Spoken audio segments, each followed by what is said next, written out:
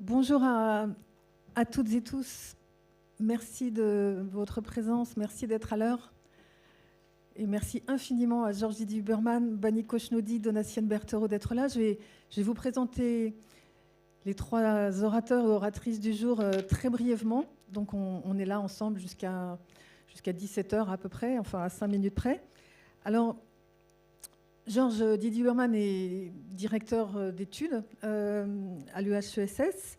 Il est surtout écrivain et curateur. C'est évidemment l'un des plus grands historiens théoriciens des arts de notre temps. C'est l'auteur d'une œuvre absolument considérable.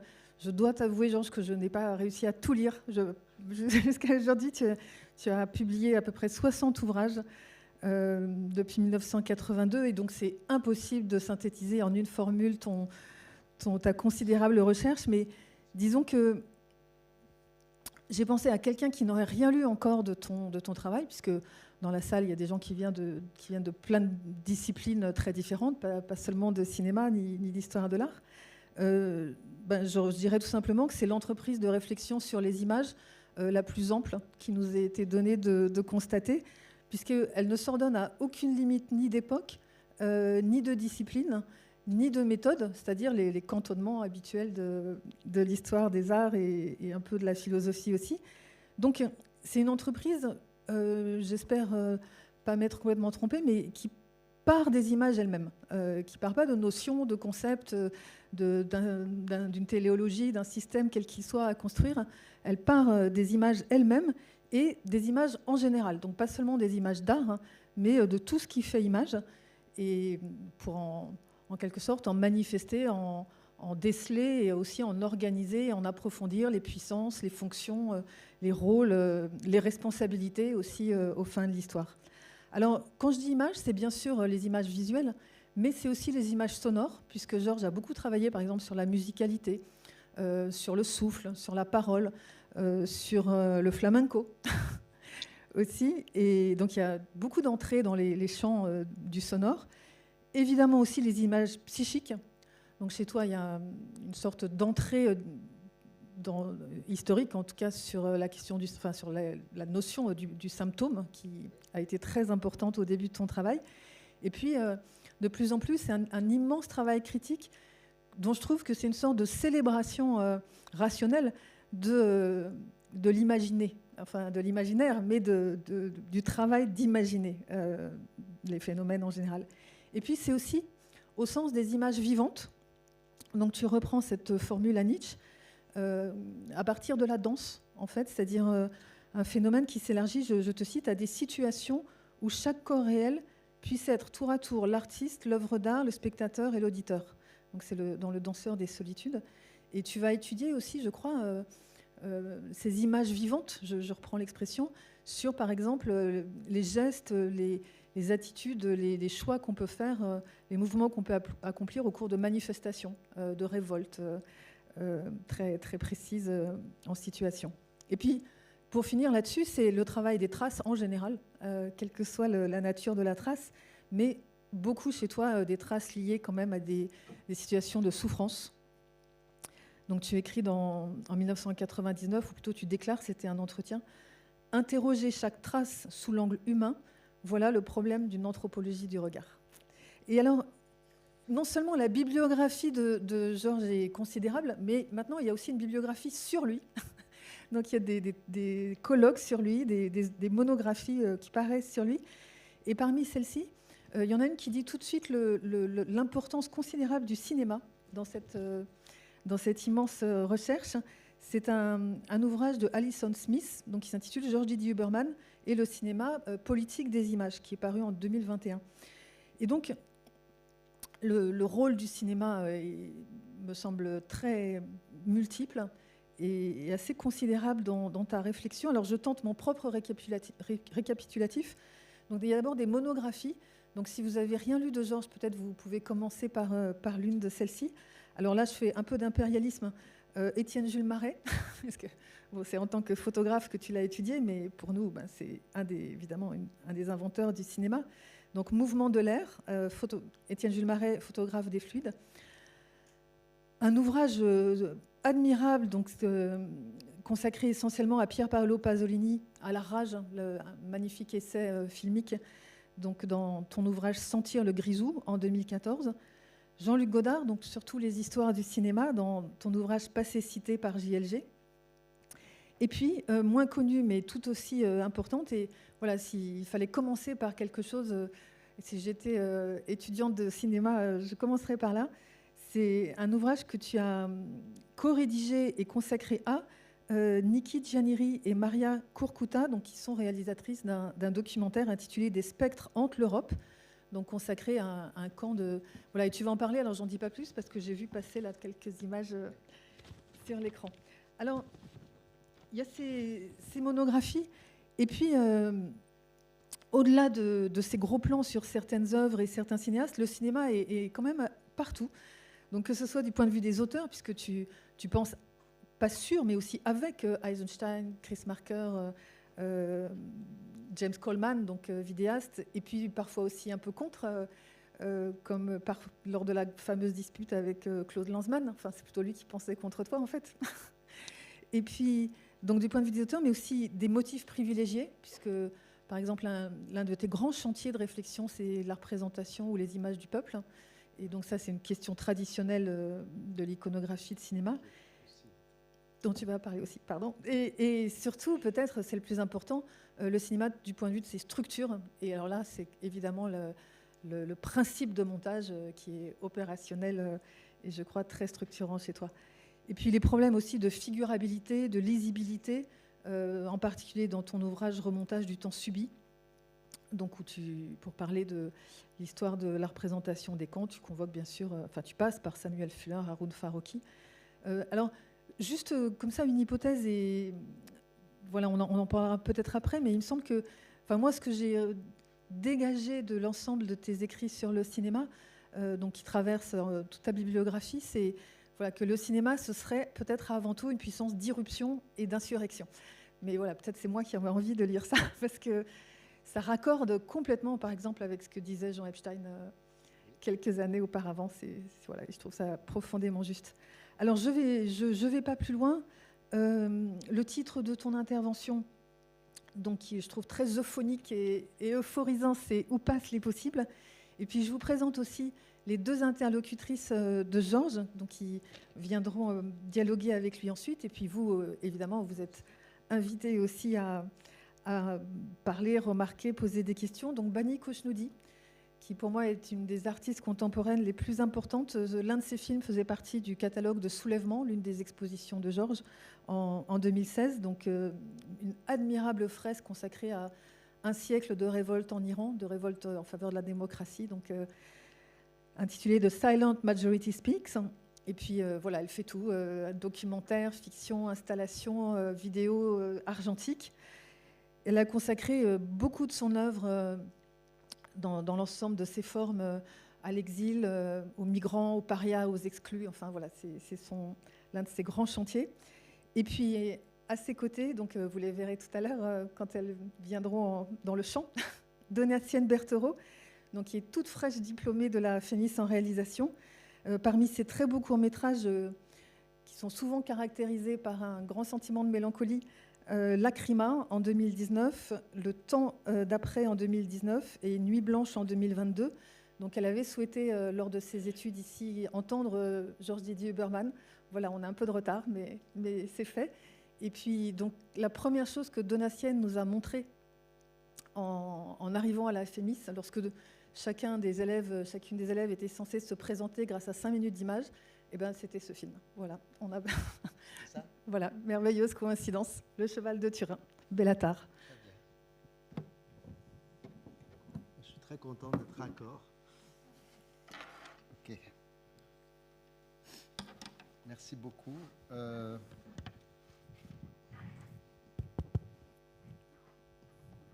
Faut être près du micro, non? Non, ça va? Ça va comme ça, vous m'entendez? Alors, qu'est-ce qu'on fait quand on vient à la FEMIS? C'est pas évident. Alors, je n'aurais ni l'intention, ni le désir, ni même pas le plaisir de parler du cinéma en général, en philosophe. Je ne vais pas du tout faire ça. encore moins de l'image en général, je ne vais pas du tout faire ça, même pas de l'acte de création, puisque Gilles Deleuze l'avait très bien fait autrefois. Et voilà, alors comme tout chercheur, j'ai des projets de longue haleine, j'ai des sortes de bases continues, enfin comme vous sans doute. Et ben, ça m'arrive souvent d'extraire des moments pour des conférences ici ou là. Et c'est des choses que je développe plus lentement et avec plus de précision, en fait, dans mon séminaire. Donc du coup, je ne vais pas du tout faire tout ça. Rien de tout ça. Je vais faire un autre exercice devant vous, parce que devant vous, je me dis que j'ai un point commun avec vous. Et ce point commun, ou ce souci commun, c'est le beau souci du montage. Donc je vais vous proposer une sorte de petit montage, mais plutôt philosophique, hein, pas cinématographique du tout. Un parcours montage, un montage de pensée, un montage d'images ou d'images de pensée, dans le meilleur des cas, disons, à travers 9 questions. Je vais poser 9 questions. 1. Où est passé le cheval de Turin ? 2. À qui sont ces vieilles chaussures ? 3. Est-ce une tombe ou un trésor ? 4. Où est passée l'émotion de Nietzsche ? 5. Où retrouver le courage de ceux qui nous précèdent ? 6. Comment se souvenir de nos futurs possibles ? 7. Par où passent les formes à venir ? 8. Où vont les racines pour celui qui va mourir ? Et je crois que vous êtes allé voir l'expo Van Gogh ce matin, c'est ça ? Ah ben voilà, c'est pour ça que je vais parler de ça. Et 9. Où est passé l'homme qui frappa le cheval de Turin ? Donc, où est passé le cheval de Turin ? En fait, si on regarde bien, à chaque coin de rue, il y a un cheval de Turin. C'est-à-dire un maltraité, un opprimé, un colonisé, un migrant. Et il ne tient qu'à nous de le regarder, d'esquisser un geste vers lui, de lui tendre la main, et comme Nietzsche a fait avec ce cheval à Turin, avant de devenir fou ou en devenant fou de douleur, de se jeter à son cou. Donc Nietzsche, en larmes, s'était jeté au cou du cheval de Turin. Ça, c'est Nietzsche après coup. Et pourquoi ? Et pourquoi, juste après, envoyer cette lettre extraordinaire, déchirante, délirante, qui ressemble à du Antonin Artaud, à celui qu'il considérait comme son maître, Jacob Burckhardt, le grand historien, où il disait « Au fond, je suis chaque nom de l'histoire, j'ai assisté 2 fois à mon enterrement, etc. etc. » Burckhardt, c'était un très très grand historien pour qui le savoir du temps devait se comprendre comme ce qu'il appelait une science des perturbations ou une théorie des tempêtes. Sturmlehre, ça se dit en allemand, une théorie des tempêtes. Et il y a une sorte de ligne très intéressante de parenté entre Nietzsche, d'abord Burckhardt, ensuite Nietzsche et ensuite Aby Warburg, le grand historien des images et de l'imagination, lui aussi disciple de Burckhardt, lui aussi disciple en quelque sorte de Nietzsche, et qui lui aussi avait sombré dans la folie au sortir de la Première Guerre mondiale, comme Hölderlin autrefois, comme Van Gogh, comme Antonin Artaud, etc. Warburg, au retour de son épisode dit psychotique, est retourné à Hambourg. Il a fait un séminaire absolument magnifique sur la folie de Nietzsche. Pourquoi Nietzsche est devenu fou en se jetant au cou du cheval de Turin. Eh bien, il a énoncé cette idée magnifique que les grands témoins du temps, les grands historiens, les grands philosophes, ne sont pas des gens qui racontent ce qui arrive. Ce sont des gens qui tremblent, qui vibrent des secousses sismiques produites par les temps. Warburg, comme Nietzsche, comme Burckhardt à sa façon, c'étaient des sortes de sismographes et non pas des chroniqueurs. Dans un procès, on demande à un témoin d'être précis parce qu'on exige de lui un témoignage. Mais quelqu'un qui témoigne tout seul d'une histoire qu'il est en train de subir, il faut d'abord qu'il soit sensible. Et vous remarquerez que dans un appareil comme le sismographe, la précision va de pair avec la sensibilité, ce qui est contradictoire avec ce qu'on entend souvent en disant « il est trop sensible, donc il n'est pas précis ». Mais non, là, dans ce que dit Warburg, il est précis parce qu'il est sensible. Hölderlin, Nietzsche, Van Gogh ont été des sismographes, tellement sensibles que, naturellement, ils ont fini par exploser, par voler en éclats, par sombrer dans ce qu'on appelle de la pathologie.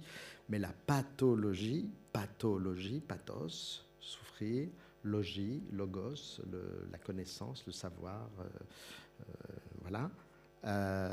Et bien la pathologie, quelque chose que Nietzsche a justement théorisé sur le mode du tragique, la pathologie nous vient de quelque chose qu'on lit par exemple chez Échille, le grand tragique grec, à travers une expression magnifique, patei matos. En grec, ça veut dire savoir par l'épreuve, savoir par la souffrance. C'est-à-dire un savoir qui n'est pas purement intellectuel ou objectif ou positif, mais qui est issu de ce que Nietzsche aurait appelé la puissance d'être affecté. Deuxième question. À qui sont ces vieilles chaussures ?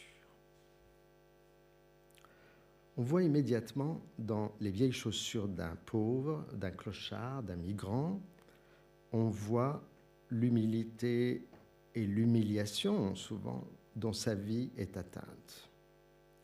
Cela apparaît très fortement, par exemple, il y a bien d'autres exemples, évidemment, dans ce film grec dont tu as fait allusion tout à l'heure, de Maria Kurkuta et de Niki Giannari sur les migrants du camp d'Idomeni en 2016 et qui s'intitulait « Des spectres hantent l'Europe ». Et ça m'avait frappé en voyant ce film.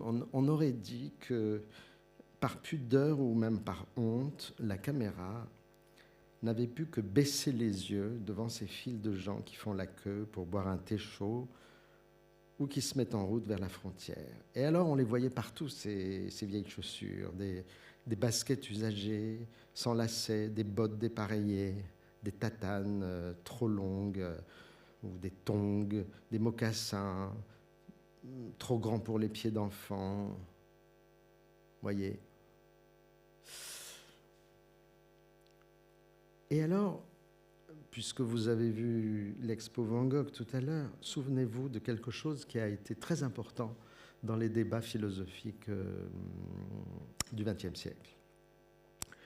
C'est la querelle d'interprétation qui a opposé le grand philosophe Martin Heidegger, qui était fier d'être le descendant d'un prédicateur catholique, Abraham à Santa Clara, qui s'appelait comme ça, fin XVIIe, qui prêchait l'unité nationale des Allemands en l'appuyant sur sa détestation des Juifs en particulier et des étrangers en général, qui a opposé donc Martin Heidegger à l'historien d'art Meyer Shapiro, petit-fils de rabbin, marxiste hétérodoxe, exilé aux États-Unis, proche des artistes d'avant-garde.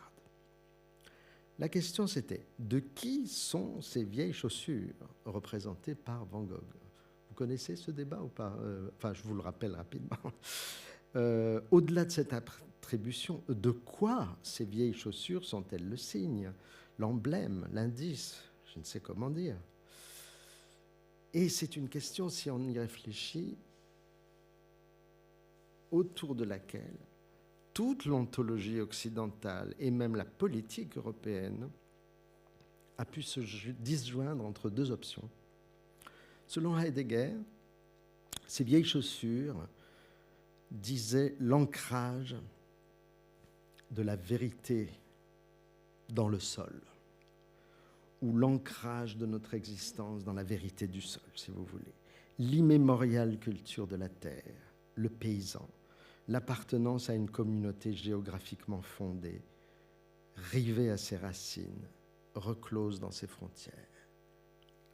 Pour Meyer Shapiro, tout au contraire, ces vieilles chaussures ne disaient pas la terre que l'on possède, mais disaient avant tout le chemin de celui qui, migrant, éternel errant, justement ne la possède pas, cette terre. Ces deux interprétations vraiment opposées.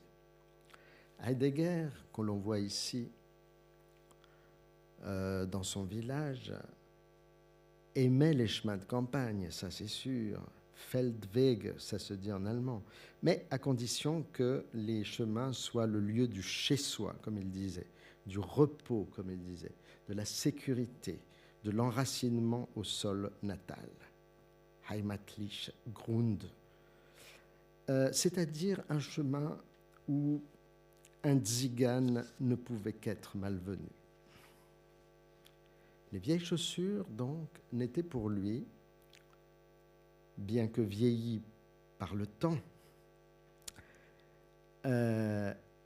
n'étaient pour lui que le signe d'une continuité authentique et autochtone. Pour Meyer Shapiro, au contraire, elles étaient vieilles, ouais, c'est des vieilles chaussures, mais elles étaient vieilles de la pauvreté et de l'errance, éventuellement du désir d'évasion que Van Gogh lui-même, parce que pour Meyer Shapiro, c'est juste les chaussures de Van Gogh, ce n'est pas les chaussures d'un paysan ou d'une paysanne, que Van Gogh lui-même, depuis la Flandre jusqu'au Borinage Vallon, depuis Paris jusqu'à Saint-Rémy et jusqu'à Auvers-sur-Oise à la fin, avait constamment traîné avec lui sur les chemins hostiles. Eh bien, c'était la même chose qui se jouait avec Hölderlin. Hölderlin, pour Heidegger, c'était le signe du destin national du Reich allemand. Hölderlin, au contraire, pour Walter Benjamin, c'était le signe du courage, de l'humilité et de la lueur dans la nuit. Je vais passer les citations de Benjamin qui sont très belles, mais j'ai peur de parler trop longtemps. Si on dit qu'on a un trésor, vous avez un trésor, eh bien regardez, il est moins caché sous vos pieds, à la cave, dans le coffre de la banque, que sur le chemin. Le trésor est sur le chemin.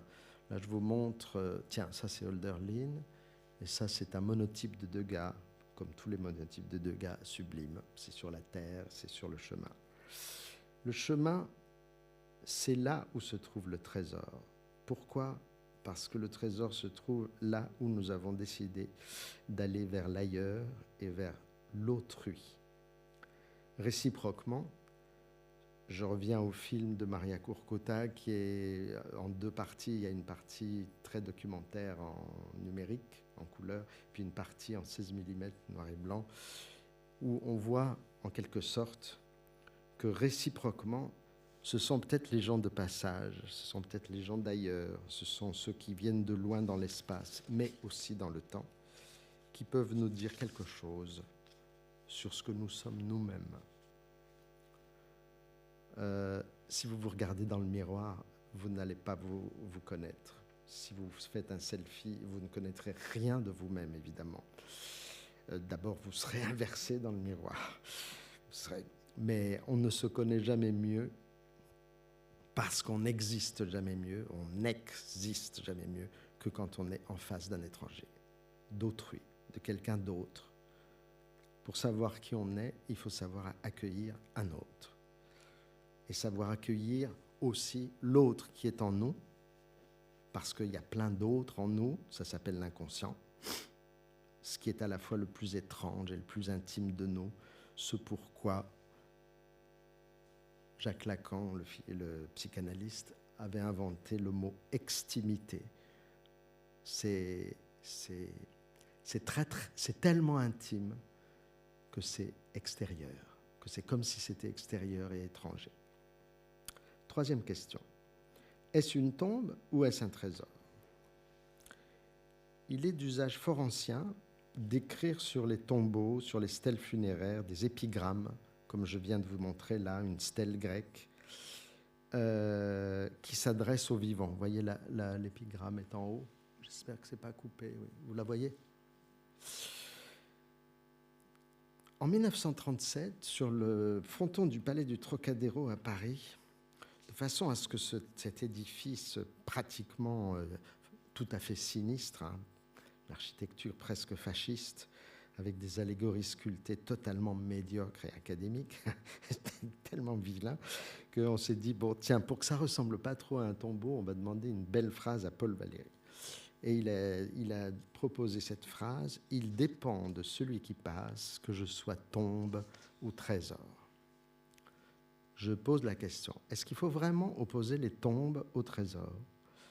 Avec cette idée sous-jacente que les tombes nous entraîneraient vers le passé, vers la mort, etc., alors que les trésors nous gratifieraient de l'abondance, du progrès, de la vie future, etc. Est-ce qu'il ne faut pas se souvenir que les trésors des pharaons n'étaient pas du tout destinés aux vivants, justement, que leur débauche d'or restait dans l'ombre sous le regard des hiéroglyphes et des statues de ce qu'on appelle les répondants, ces petites statues qui étaient censées dialoguer avec le mort. Il faut se souvenir, plus près de nous, en Occident, comme Aby Warburg l'a magnifiquement étudié, à propos de la Renaissance italienne, ça c'est un relief de Donatello, que l'extraordinaire renouveau de la vitalité à l'époque de la première Renaissance avait eu justement les tombeaux pour véhicules. Donatello n'avait absolument pas sous les yeux de la peinture antique. Ça n'existait pas. Il n'avait aucune visible. En revanche, il avait des sarcophages, partout des sarcophages. Et tous les artistes de la Renaissance ont commencé par étudier les sarcophages. Et c'est comme ça qu'ils ont représenté la vie. C'est ça qui est joli comme paradoxe. La vie en mouvement, la lutte, le désir érotique, l'énergie dionysiaque, la grâce, etc., etc. En fait, il ne tient qu'à nous que toute tombe soit notre trésor. Ça s'appelle ça une pensée archéologique. Donc, si vous avez un peu de temps, lisez du Michel Foucault. Proche de Warburg sur ce point, Walter Benjamin, qui collectionnait par exemple les cartes postales des Sibylles de la Renaissance qu'il avait vues à Sienne, à la cathédrale de Sienne, Benjamin avait compris ce principe fondamental selon lequel il est toujours crucial d'aller chercher dans l'autrefois quelque chose qu'il nommait, il nommait ça une image. Il faut aller chercher dans l'autrefois quelque chose qui peut nous aider. Il appelait ça une image, mais attention, pas n'importe quelle image, une image qui soit capable de ce qu'il appelait une compénétration dialectique. Finalement, ça a donné le concept d'image dialectique chez Benjamin. C'était une puissance qui permettait à ses yeux de rendre présent non pas des personnages, par exemple. On dit souvent le portrait, c'est rendre présent un absent. Ça, c'est un vieux topos. On dit ça depuis l'Antiquité. Non. Lui, ce qu'il disait, c'est ce qui peut être rendu présent à nouveau, c'est des corrélations. Voilà, ça y est, on s'approche du montage. C'est des corrélations, des rapports secrets, des correspondances, comme disait Baudelaire. Et de cela, on peut faire usage pour les mettre à l'épreuve de vérité de l'action présente. Cela signifie, écrivait Benjamin, que cette image allume pour le présent la mèche de l'explosif qui était enfoui dans l'autrefois. Dans l'autrefois, il y a un explosif. Il ne tient qu'à nous de trouver la mèche et de l'allumer dans le présent. Boum. Hannah Arendt, dans son magnifique portrait de Benjamin, l'a comparé par ailleurs à un pêcheur de perles. Je cite Hannah Arendt, c'est très beau. Il plonge dans les profondeurs du passé, mais non pour le ranimer tel qu'il fut et contribuer au renouvellement d'époques mortes. Ce qui guide ce penser, c'est la conviction que s'il est bien vrai que le vivant succombe au ravage du temps, le processus de décomposition est simultanément un processus de cristallisation, que dans l'abri de la mer, élément lui-même non historique, naissent de nouvelles formes et configurations cristallisées qui, rendues invulnérables aux éléments, survivent et attendent seulement le pêcheur de perles qui les portera au jour. Tout cela guidé par des vers magnifiques de Shakespeare dans La Tempête, par 5 brasses sous les eaux, ton père, englouti, sommeil. De ses eaux naît le corail, de ses yeux naissent les perles, rien chez lui de corruptible dont la mer ne vienne à faire quelques trésors insolites. C'est ce qu'on appelle la survivance. 4e question. Où est passée l'émotion de Nietzsche? Question. Le feu est-il bon ou mauvais? Fausse question, évidemment. C'est ce qu'on appelle en philosophie depuis Bergson un faux problème. On se pose beaucoup de faux problèmes dans le domaine des valeurs, de la culture, de la politique, etc., de l'esthétique, bien sûr. Alors, il faudrait plutôt s'attacher à comprendre comment chaque objet, chaque geste peut virer, c'est-à-dire devenir, en fait. Virer de façon lente ou extrême ou dramatique, ou comme vous voudrez. Virer, c'est-à-dire changer de sens. Le même geste, le même objet peut valoir ici comme document de la culture et là, ou plus tard, comme document de la barbarie. Prenez la folie de Van Gogh ou de Nietzsche. Ce sont des documents de la culture, évidemment. Ce sont des documents même du génie, vous pourriez dire. Ce sont aussi des documents de la barbarie qui les environnait et qui, d'une certaine façon, exigeaient d'eux cette réponse-ci, cette réponse du sismographe qui vole en éclats, cette réponse autodestructrice ou désespérée. Ça sert à quoi une œuvre de la culture? Ça sert à répondre. Une œuvre de la culture, ça répond à. Par exemple, un poulpe, quand vous l'attaquez, quand il se sent en danger, il jette son encre autour de lui. Une œuvre d'art, ça serait peut-être ça, un peu. Mais il faut dire plus. Les œuvres d'art répondent de. Répondre à, c'est... Voilà, vous comprenez. Mais répondre de, c'est engager le sens éthique de cette réponse à. Répondre de, ça veut dire être responsable. Responsable. Être responsable, c'est savoir répondre de. Il y a un grand philosophe qui a orienté toute sa philosophie sur l'idée de la responsabilité pour autrui. Non pas pour soi-même, mais pour l'autre. C'est Emmanuel Lévinas. Quelqu'un de proche de Lévinas, le poète Paul Celan, considérait que tout poème bien compris n'est rien de plus qu'une simple poignée de main. Vous savez, il y a une histoire où Paul Celan, qui admirait beaucoup Heidegger, est allé le voir et Heidegger était incapable de lui répondre. Voilà. Exiger une réponse, répondre de, répondre à. Répondre, ça engage l'existence entière. C'est-à-dire la façon dont on se constitue comme sujet à part entière, sujet libre, sujet éthique. Et alors là, on est tous sur le même plan de difficulté, parce que ce qui est crucial dans la réponse, c'est sa forme. Sous quelle forme vous répondez? Le poulpe répond avec l'encre. Mais nous, on répond comment? En écrivant, en faisant des images. Oui. Quelles images? Quelle forme? La forme, c'est capital pour savoir quel est le sens éthique de notre façon de répondre ou de répondre à. Répondre à la barbarie. Savoir repérer le conformisme qui est en nous.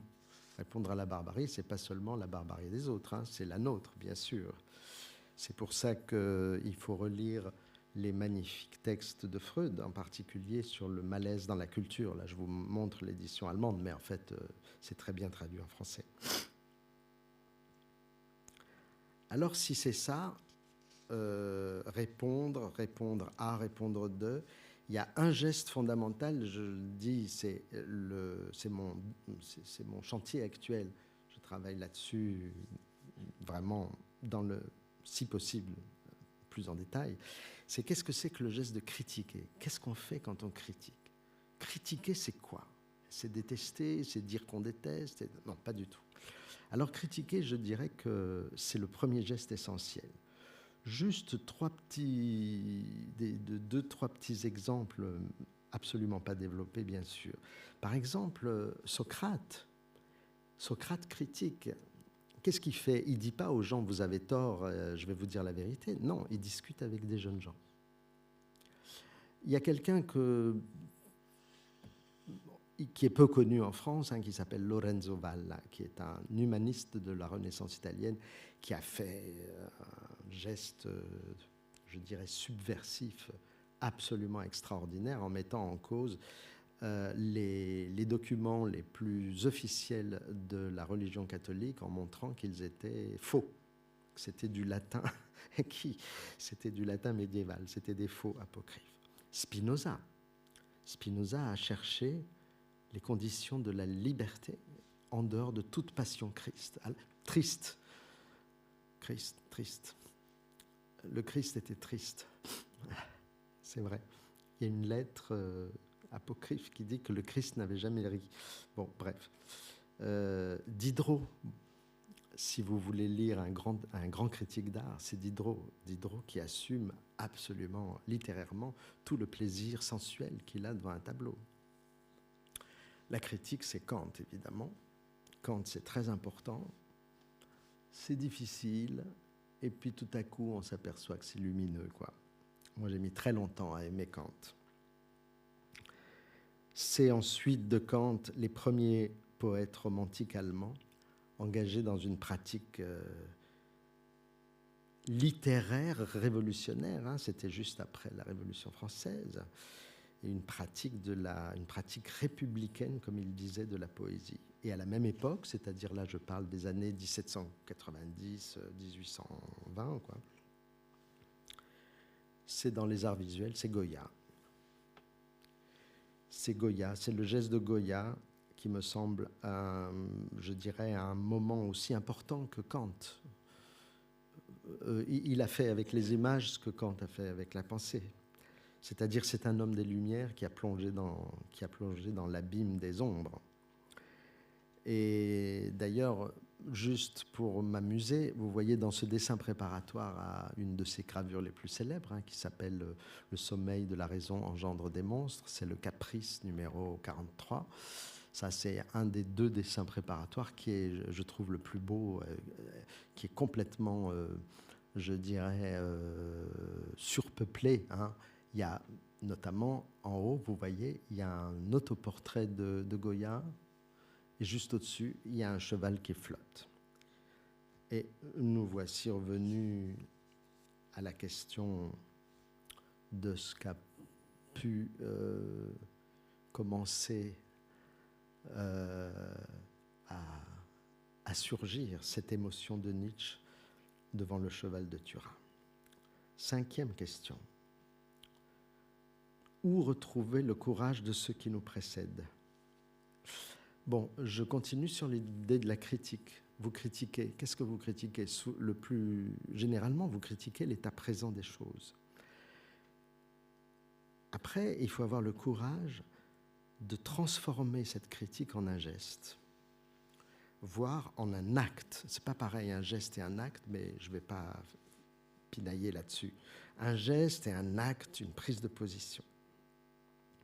Dans des cas extrêmes qui m'ont intéressé, on retrouve par exemple ce juif grec Alberto Herrera, prisonnier dans le camp de Birkenau, et qui a décidé de faire des photos avec ses camarades, hein, c'est un geste collectif, de faire des photos de ce qui se passait à l'entrée de la chambre à gaz et à la sortie de la chambre à gaz. Il en est mort, évidemment. Il a été rattrapé et il a été assassiné. C'est le cas d'Emmanuel Ringelblum, un historien qui a décidé de rester dans le ghetto de Varsovie et qui a décidé de documenter la vie et la mort du ghetto de Varsovie, des milliers de pages, et lui aussi, il n'a pas survécu. Un qui a survécu de façon extraordinaire, c'est Victor Klemperer. C'est un philologue qui a étudié la langue totalitaire. Et le livre de Klemperer, qui s'intitule LTI, la langue du Troisième Reich, c'est, je trouve, une lecture absolument décisive pour comprendre qu'est-ce que c'est qu'une langue fasciste, une langue totalitaire, une langue qui exagère sur des choses, qui ment sur d'autres, voilà, comment marche la langue du mensonge totalitaire. Et ça, c'est très actuel, hein, je vais vous dire. De ces gens, nous leur savons gré d'avoir été des témoins exemplaires. Parce que vous voyez, par exemple, Herrera était un militaire, hein, il avait une formation militaire et donc il a organisé le soulèvement du Sonderkommando de Auschwitz-Birkenau. Donc c'était un soldat. Les deux autres, c'était des gens qui ne sont jamais montés sur une barricade et n'ont jamais porté un pistolet. Mais simplement, leur travail de philologie, d'histoire, de chronique, en fait d'eux non seulement des témoins, mais des résistants à une barbarie en acte. Grande leçon de courage. Courage d'agir et courage de voir et courage de savoir. Il faut avoir toujours le courage de savoir. Je reviens à Foucault. Feuilletez ça, par exemple. Le courage de la vérité. Bon, il y a plein de pages sur la philosophie antique, ça va vous sembler un peu très lointain, mais voilà, le courage de la vérité. Le courage de la vérité, c'est celui qu'avait aussi Walter Benjamin lorsqu'il disait, peu de temps avant son suicide, que dans la situation historique où il se trouvait, il n'y avait rien d'autre qu'à organiser le pessimisme. Alors, ce qui est très beau dans cette phrase sur organiser le pessimisme, c'est qu'il disait, eh bien, pour organiser le pessimisme, nous devons construire un monde d'images. Et là encore, il y avait une exigence de l'image, mais évidemment pas n'importe quelle image. Geste de courage. Quand vous avez du courage, quand quelqu'un manifeste un geste de courage, imaginez-vous, au moment où la personne a du courage, on peut s'imaginer qu'elle se sent très seule à ce moment-là. Non? Vous ne croyez pas? Moi, j'imagine ça comme ça. Au moment où on se sent très seul, dans le geste qu'on est en train de faire pour avoir du courage, pour modifier une situation, c'est-à-dire avoir le désir, on va vers le futur, d'avoir le désir de modifier cette situation, très souvent, on convoque une mémoire. C'est-à-dire la mémoire, elle est très utile pour porter le désir vers le futur. On se porte vers le passé et c'est très, très, très fécond. Ça donne une énergie pour se porter vers le futur.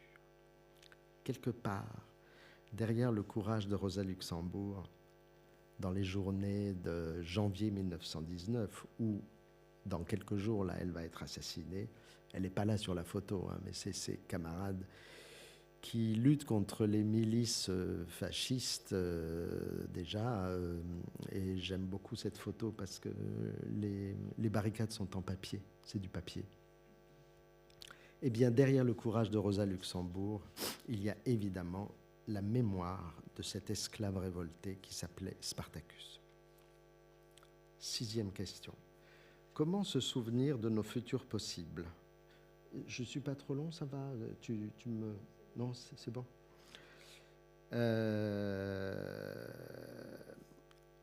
Bon, on est inquiet, hein. Je ne sais pas vous, mais je suis sûr que vous êtes inquiet. Moi aussi, je suis inquiet. On voudrait bien savoir ce qui va nous arriver toujours. On a peur de certaines choses. On désire certaines choses.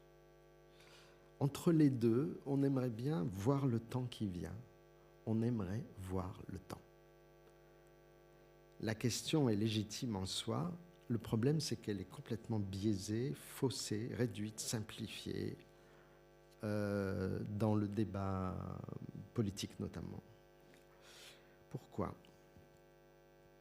Vous savez, dans la très haute antiquité, à Babylone, les rois avaient des fonctionnaires payés qui s'appelaient des devins. Alors là, leur boulot consistait, ils étaient rétribués pour ça, ils prenaient un mouton, ils le tuaient, ils prenaient le foie, ça c'est un modèle en argile d'un foie de mouton, et ils prétendaient lire le futur dans le foie de mouton. Donc ils ouvraient le mouton, ils lisaient leur foie, et puis ils disaient au roi, ben voilà, la récolte sera bonne, tu vas gagner ta bataille, etc. Ça s'appelle la divination, ça. Prédire l'avenir. Dans un deuxième temps, la Torah, la religion juive, est venue contester radicalement cette pratique et l'interdire. Pourquoi je vous signale ça? C'est uniquement parce que, à la toute fin de cette thèse sur le concept d'histoire, Walter Benjamin, politiquement parlant, rappelle ce fait pour dire que c'est urgent de comprendre ça. Il faut comprendre que la divination est quelque chose qui est, comment dire, orienté par le pouvoir. Le devin, c'est toujours un fonctionnaire du pouvoir. Et vous voyez, quand on regarde la télé, il y a tout ce qu'on demande aux 10 spécialistes ou aux intellectuels ou aux je ne sais pas quoi, c'est de prédire l'avenir. Qu'est-ce qui va se passer voilà. Et très souvent, ils jouent le jeu parce que ça leur donne une certaine... Voilà. C'est n'importe quoi. Et bien sûr, il y a des prédictions scientifiques, il y a des prédictions, il y a la météo, bien sûr, ça c'est possible. Mais sur le plan éthique et politique, c'est beaucoup plus compliqué. Et pourtant, les philosophes, les artistes, les cinéastes sont éventuellement ce que Benjamin, qui citait Kafka, sont bien des témoins du futur. Nous devrions être des témoins du futur, mais pas comme des devins, pas pour donner des solutions de gouvernance, pas pour répondre aux angoisses en donnant une soi-disant solution, mais plutôt pour engager l'avenir ou l'advenir d'une autre façon. Cette autre façon, Benjamin l'a noté très précisément, et d'autres auteurs avec lui, il l'a nommé prophétie. Un prophète, c'est le contraire d'un devin. Vous croyez qu'un prophète, ça dit l'avenir? Pas du tout. Un prophète, c'est juste quelqu'un qui émet vigoureusement une protestation éthique. Dans la Bible hébraïque, les prophètes sont contre le pouvoir royal, contre le pouvoir politique, et ils sont contre le pouvoir théocratique aussi. Ils sont contre les prêtres. C'est pour ça qu'ils vont crier dans le désert, parce qu'ils sont hors pouvoir. Il y a une distinction absolue, hein, même en grec. Hein, le devin, ça se dit mantis, et le prophète, ça se dit prophétesse. C'est deux activités totalement différentes. Le devin veut donner des réponses qu'exige de lui son employeur, tandis que le prophète s'exile de la cité pour hurler dans le désert sa critique du pouvoir théologico-politique. Le prophète, oui, c'est celui qui proteste. Le prophète, c'est celui qui manifeste, même quand il est tout seul.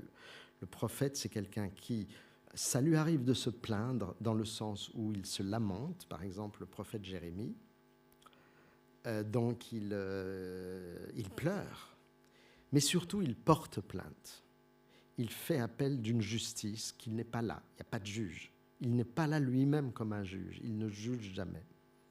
Là-dessus, il y a un texte sublime de Gershom Scholem, qui était l'ami de Benjamin. Il a écrit ce texte à l'âge de 18-20 ans. C'est un texte sur la lamentation, un petit livre qui s'appelle Jonas. C'est absolument extraordinaire. Il montre comment la lamentation est une forme... À cette époque, d'ailleurs, Scholem se revendiquait très, très précisément comme anarchiste. Et il dit que la lamentation est une sorte de forme originaire de la poésie, en fait, de la poésie et de la protestation. La figure moderne du prophète pour Benjamin, c'est Franz Kafka. Benjamin a dit très, très précisément, Kafka n'est rien d'autre qu'un prophète, et tous les auteurs autour de Benjamin, Martin de Buber, Ernst Bloch, Emmanuel Levinas plus tard, ont montré comment le prophète n'est pas du tout quelqu'un qui répond par des solutions, mais qui fait appel, qui questionne et qui témoigne d'une ouverture des possibles. Voilà mon titre.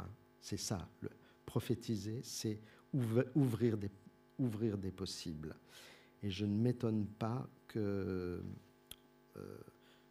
si vous voulez, de Kafka jusqu'à Lévinas, il y a une grande pensée de la prophétie, et qu'un penseur politique aussi aigu que Miguel Abansour et à la stupéfaction sans doute de ses collègues philosophes politiques, s'est penché très très précisément sur la figure de Lévinas. Pourquoi ?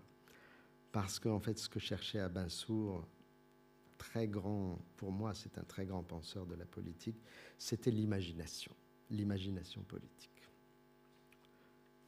7e question, j'en ai 9, ça va bientôt finir. Par où passent les formes à venir ? Tiens, ça, c'est un exemple. C'est une des premières partitions musicales de Nietzsche. Et vous savez qu'il écrivait de la musique, il composait de la musique et il improvisait beaucoup au piano. Nietzsche exigeait d'une œuvre d'art conséquente qu'elle soit elle aussi prophétique. Alors, sa phrase est la suivante. « Non pas brosser des copies du présent, ni ranimer et poétiser le passé, mais montrer la voie de l'avenir. » Il faut bien préciser ceci dans cette phrase. Montrer la voie de l'avenir, c'est montrer un chemin. Ce n'est donc pas montrer l'avenir. Montrer la voie de l'avenir, ce n'est pas montrer l'avenir, c'est juste montrer sa voie. Donc, c'est ouvrir un chemin possible. Là encore, je reviens à Kafka.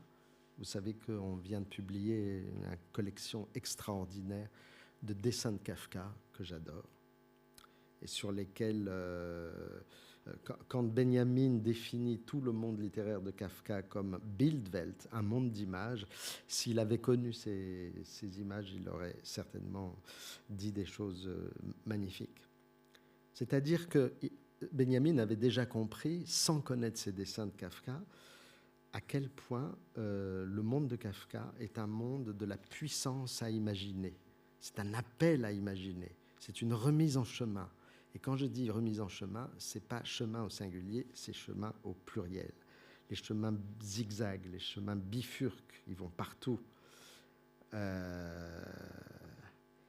y a une fausse simplicité de Kafka. Il n'y a rien de plus simple que Kafka, même stylistiquement. La langue allemande de Kafka est d'une simplicité totale. Si vous voulez apprendre l'allemand, vous pouvez commencer par Kafka parce que c'est simple. Simplement, derrière cette simplicité, il y a un abîme de chemins qui bifurquent et qui zigzaguent. De la même façon, Tiens, ça c'est un dessin de Benjamin, qui ressemble à un dessin non seulement de Paul Klee, mais de Kafka. mais aussi la fausse simplicité des ciels de Van Gogh. D'où mon petit passage sur Van Gogh en hommage à votre visite de ce matin. Où vont les racines pour celui qui va mourir? Moi, j'ai vu l'exposition à Amsterdam il y a quelques mois, celle que vous avez vue ce matin. Dans nos cours d'histoire de l'art, autrefois, on apprenait que le dernier tableau de Van Gogh, c'était celui-là, le fameux champ de blé tourmenté, survolé par des corbeaux. Évidemment, on sait bien que les corbeaux sont des oiseaux de mauvais augure. En fait, ce tableau a été peint le 8 juillet 1890 et il s'est suicidé le 27. Donc c'est un tableau de plusieurs jours avant. 10 jours plus tard, le 18 juillet, vous avez dû le voir, ce tableau aussi, extraordinaire tableau, il peint un paysage sous la pluie qui est une vision toute zébrée de griffures bleues, mais qui sont paradoxalement complètement sèches, complètement râpeuses. C'est absolument tout le contraire de la pluie, quoi. Et il y a un corbeau au milieu, vous le voyez là, le corbeau, dans ce tableau magnifique. Le 22 juin, il peint un sous-bois avec des troncs si étrangement colorés en bleu. Puis, quelques heures seulement avant de se tirer une balle de revolver dans la région du cœur, vers 7h30 du soir, le 27 juillet, il peint ce tableau. Une vision stupéfiante, je suppose que ça vous a attiré l'œil, où on a donné comme titre à ce tableau, c'est pas un titre de Van Gogh, 3 racines. C'est vrai qu'on reconnaît des ramures de feuillage, des ramures du feuillage. On dirait aussi que, surtout, que les racines auraient comme décidé de s'évader du sol pour venir danser, elles aussi bleues. Pourquoi bleu devant nous? L'espace environnant est fait d'herbes ou d'épis de blé, mais en réalité, rien n'apparaît dans ce tableau qui soit environnant. C'est bizarre, c'est pas dans l'espace, c'est quelque chose que le philosophe Ernst Bloch, dans ce livre magnifique qui s'appelle Experimentum Mundi, aurait nommé un espace contaminé, un espace trop proche, un espace obscur, trop proche pour être objectivé à bonne distance.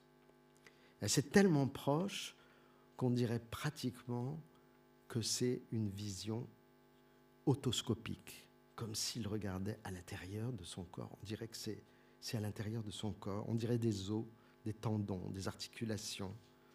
On dirait un corps qui est en train de se disloquer intérieurement. Ou alors, on peut faire une autre interprétation, c'est un peu comme si, au moment où sa vie prenait fin, ses racines décidaient de s'évader, de migrer ailleurs. C'est comme si ses racines sortaient de lui. Allez voir ailleurs. Dernière question. Où est passé l'homme qui frappa le cheval de Turin? À chaque coin de rue, si l'on y regarde bien, il y a un homme, un salopard, prêt à frapper un cheval de Turin. On appellera ça un maltraitant, un opprimant, un colonisant, et comme disait Théodore Adorno, on appellera ça un fasciste potentiel. C'est quelqu'un qui voudrait se sentir sûr de ses assises, de son identité, et qui se croit permis, donc, de mépriser autrui.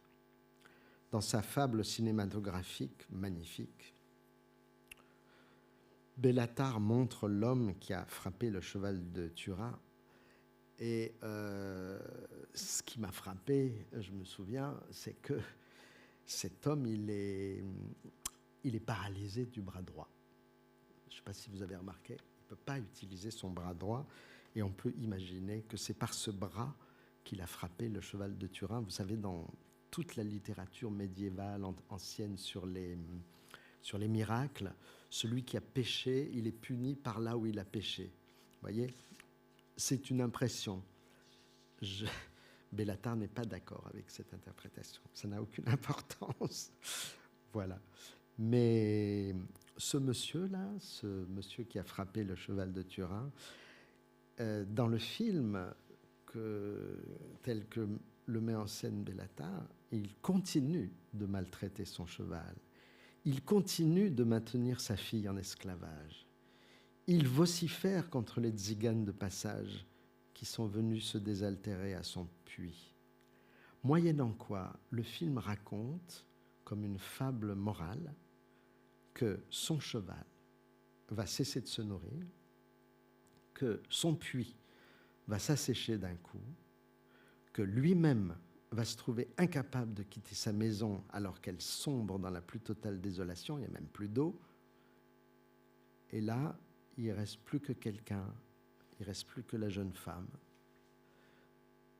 dont on ne sait pas ce qu'elle va devenir, mais dont on espère qu'elle va s'évader, qu'elle va s'exiler, qu'elle va migrer, peut-être qu'elle va rejoindre les tziganes vers un horizon meilleur. Voilà.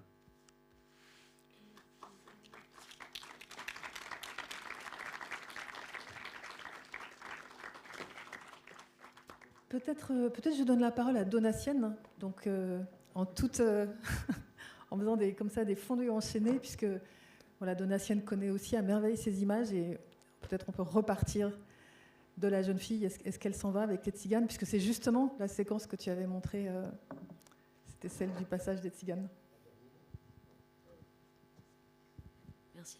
En fait, je me souviens plus, parce que je me souviens tellement de l'arrivée des tziganes que je me souviens plus de comment ils partent. Et j'ai pas revu le film depuis. Mais je me souviens vraiment de la scène dure très très très peu. La scène des tziganes, elle est fantastique. Mais en fait, très absurde, très bêtement, là, j'ai pensé, en fait, par rapport à tout ce que vous avez dit, par rapport à Goya. En fait, je pense au petit chien qui reste et il traverse toute l'obscurité de tous les noirs de Goya là qui sont. Et en fait, à la fin, il reste ce chien. Et étrangement, en voyant ce plan, on a l'impression qu'il y a quelque chose qui se passe entre les deux, quoi. Je pense à ça par rapport à ce que vous avez dit sur les désastres, etc. Voilà, c'est tout. Mais voilà. Vous pensez au chien de Goya? Oui. Vous connaissez ce tableau? C'est le plus beau du monde. Non, voilà. Il faut décrire le tableau. Pardon? Il faut décrire le tableau. Ah, je peux le montrer si vous voulez. Ben, je sais pas. Si... Vous voulez le voir? Oui. Pas difficile.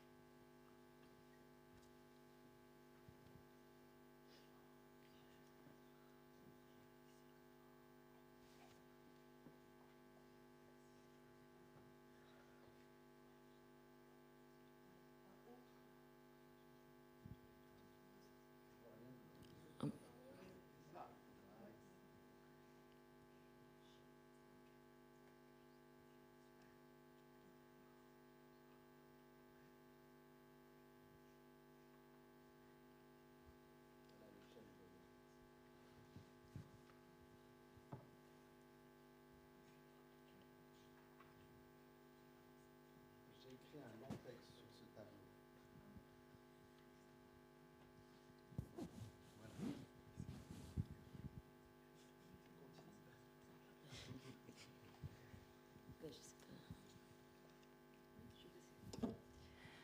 Merci beaucoup. C'est toujours émouvant de lire et là d'écouter vos archéologies comme ça live. C'est surtout que ce moment très inquiétant, comme vous dites, on n'arrive pas, moi je n'arrive pas à le quitter de ma tête à aucun moment. Surtout que ici on est des faiseurs d'images et on vit dans un moment totalement oppressant par l'excès de l'image, par la nécessité, mais l'excès de l'image. Et donc, je voulais évidemment parler de ça un peu, parce que je pense qu'en tant qu'être sensible, on est forcément, comme ces artistes, sensibles à la souffrance aussi. Donc, on souffre. Et de là vient la résistance qu'on essaie tous avec notre écriture cinématographique, artistique, de combattre cette oppression et aussi d'exister, d'avoir pourquoi exister. Mais le moment est difficile. Je pense qu'à l'époque, il n'y avait pas autant d'images peut-être. Donc le possible...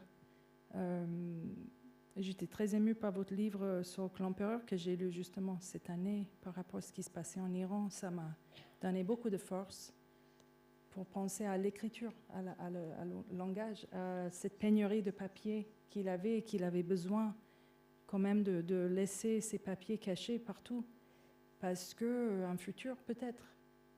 Et donc par rapport aux images qu'on est totalement inondé d'images qui sont nécessaires mais qui ne servent absolument pas à arrêter les atrocités. Je ne sais pas. C'est la seule chose qui m'habite en ce moment. Donc. Alors, on est inondé d'images, ça c'est évident. Est-ce qu'on est riche d'images? Pas du tout.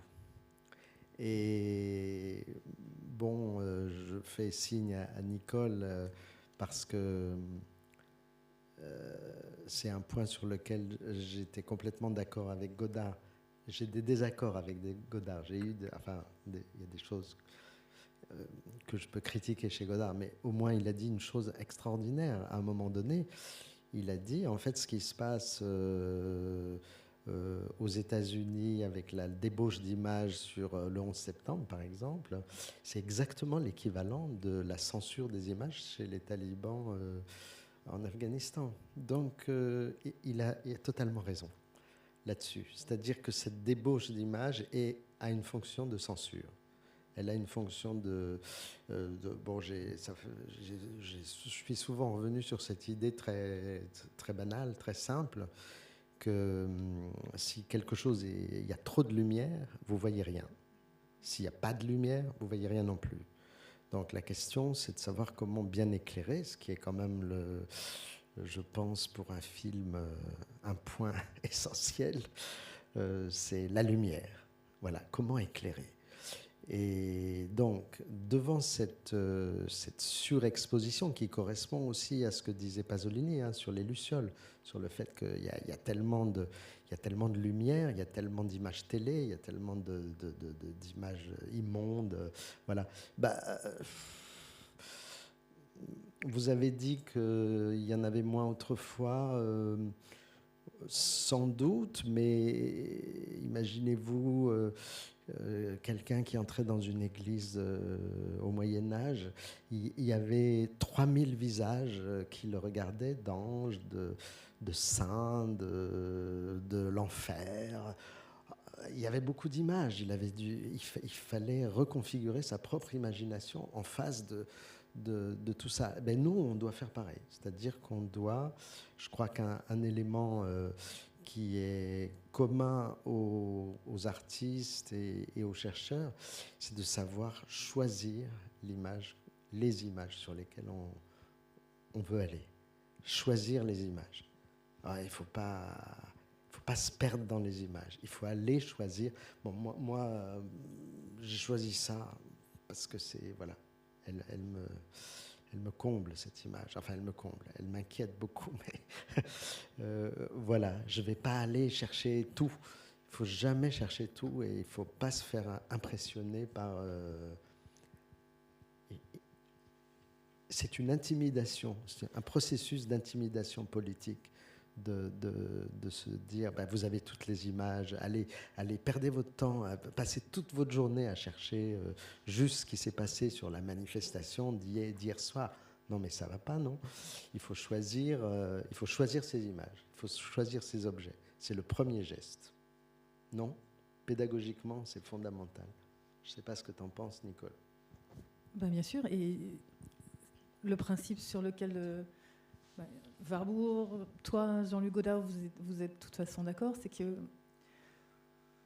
enfin, c'est une formule de Bachelard, pardon, mais que ce qui explique le mieux une image, c'est une autre image. Mais pour Jean-Luc et toi, il faut que ce soit la plus éloignée possible. Voilà, sinon, c'est de l'ordre du recouvrement, c'est de l'ordre de la surimpression, et là, ça devient confus. Alors que quand on rapproche des images très éloignées, voilà, il y a quelque chose qui va naître, peut-être, un peu de lumière. Mais alors, je reprends la question de Bani autrement, parce que j'avais noté cette formule chez toi, Bani, enfin cette phrase qui est, je trouve, très passionnante. Tu disais, je pense que le cinéma et l'image sont encore et pour toujours surpuissants. Voilà, et ça, c'est une chose qui n'est pas tellement sur la table, en fait. On pense beaucoup les images par leurs limites, par leurs défauts, par leurs impuissances, leurs apories, parce qu'elles ne montrent pas, etc.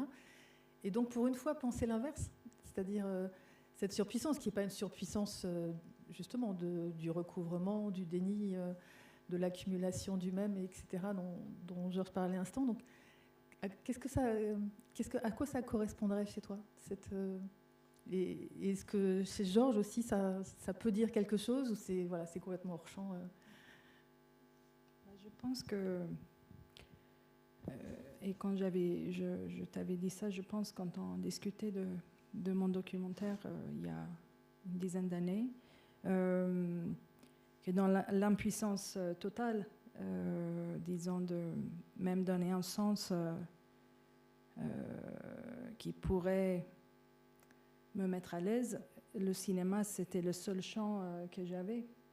Justement, parmi l'excès de l'image, aussi de révolte, aussi de torture, ou ce qu'il y a, on ne peut pas l'ignorer, que ces images sont là. Donc le cinéma permet, peut-être par le montage, peut-être par l'espace, peut-être par la poésie ou les mots, de donner une puissance là où peut-être ces images ne seront que excès. Donc peut-être je dois y croire parce que je n'ai pas d'autres outils. Donc je crois dans la surpuissance et aussi de moments de partage. Parce que le cinéma, c'est un moment de partage, je pense, chacun avec ce qui est à l'écran, mais aussi si on peut le voir ensemble, c'est toujours un moment surpuissant, je pense. Pourquoi tu dis surpuissant? Pourquoi tu dis pas puissant, tout simplement? Peut-être aujourd'hui, je dirais, ça c'était ma naïveté il y a une dizaine d'années, peut-être, au surpuissant, parce que je ne sais pas ce qui me traversait la tête à l'époque. Ouais. Moi, je trouvais que cet adjectif était très passionnant, parce que dans l'opposition avec puissance, enfin la simple puissance, il y a l'idée que quelque chose est plus grand que soi, en fait. Donc voilà, on accorde sa confiance à ce médium incroyable qui nous réunit.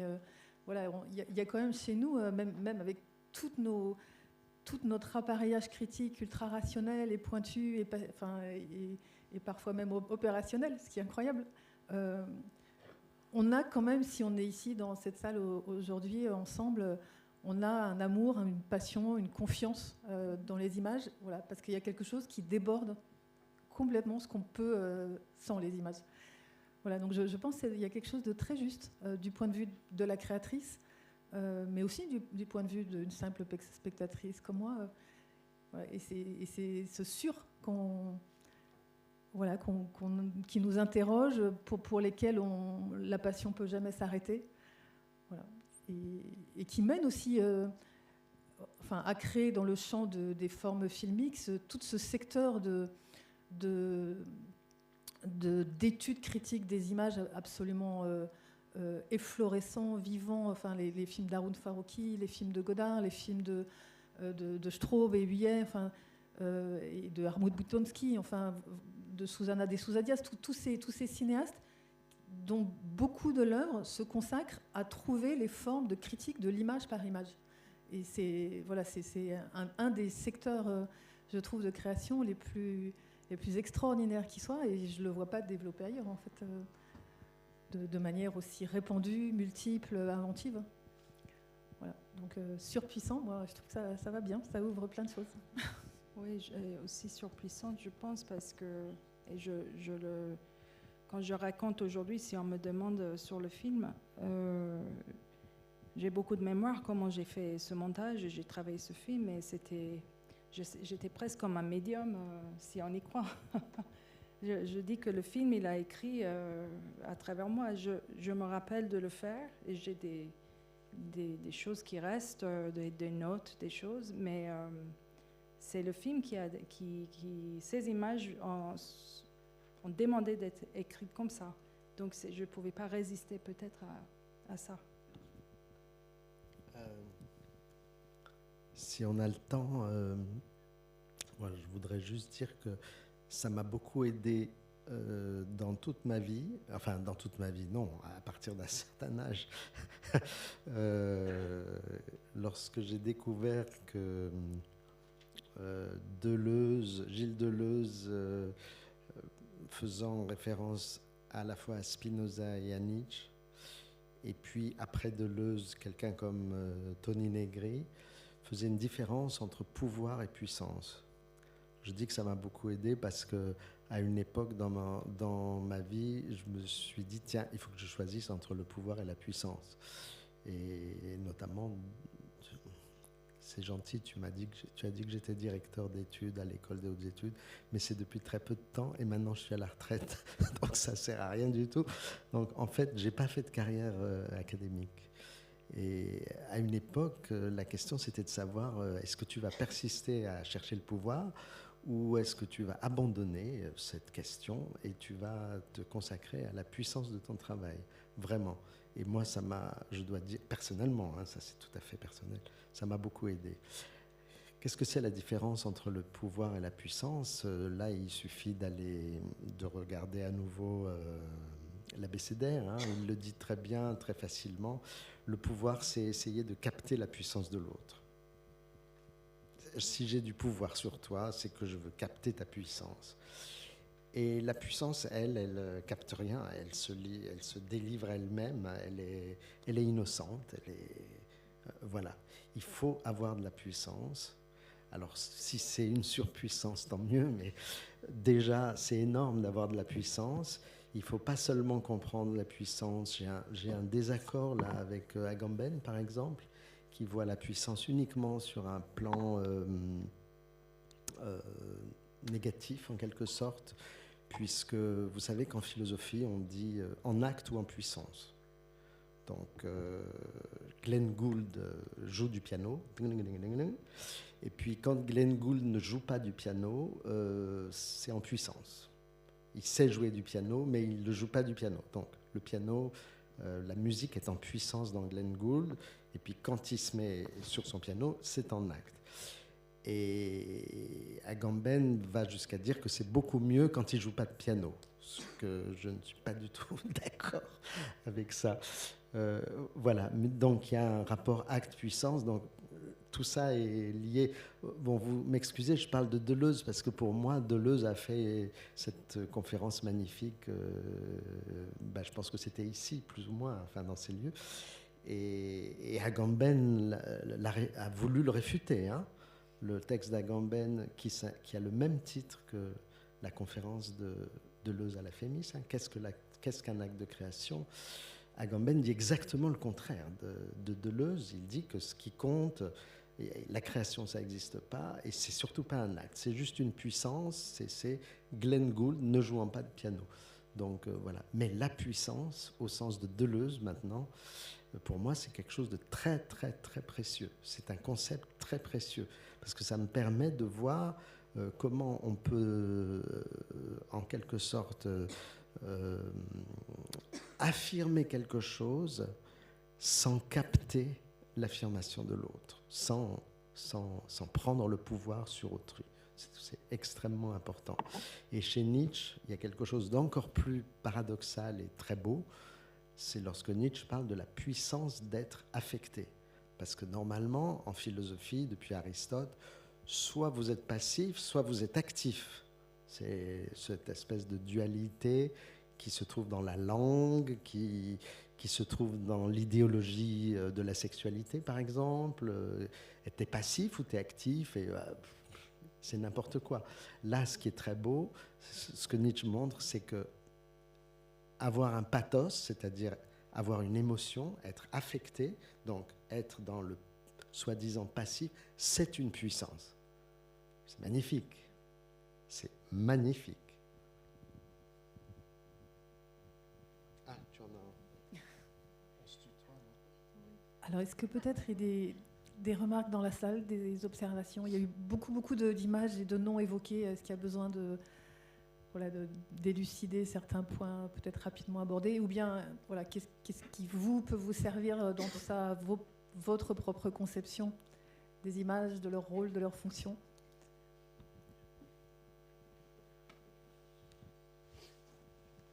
Bonjour.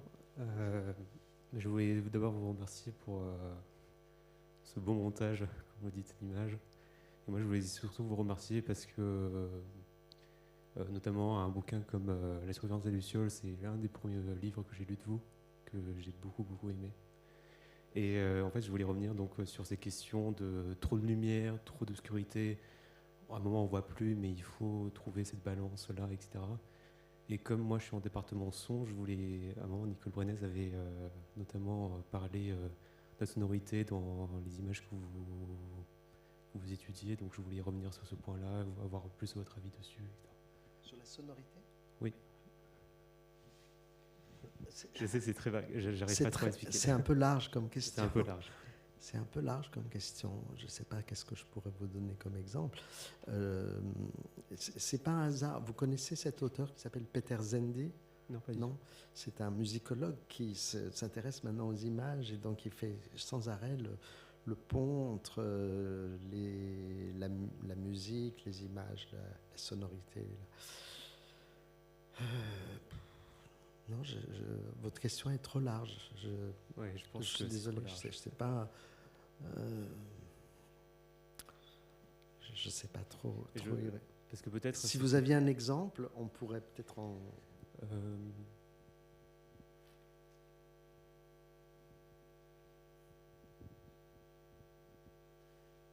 Par exemple, je prends un exemple moi qui me parle beaucoup, c'est par exemple L'enfant aveugle de Köken.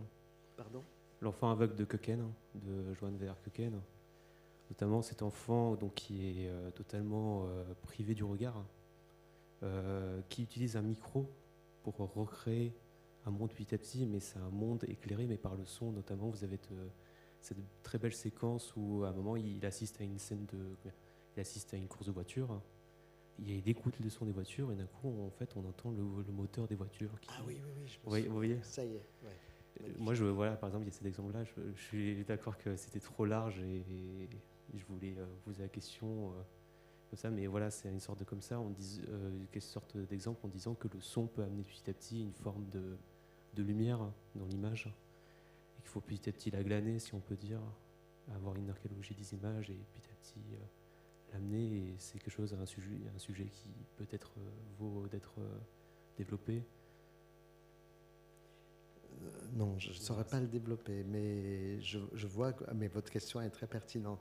Et je pense qu'il faut, je ne sais pas, quand un film est sonore, la dimension sonore, elle est évidemment fondamentale.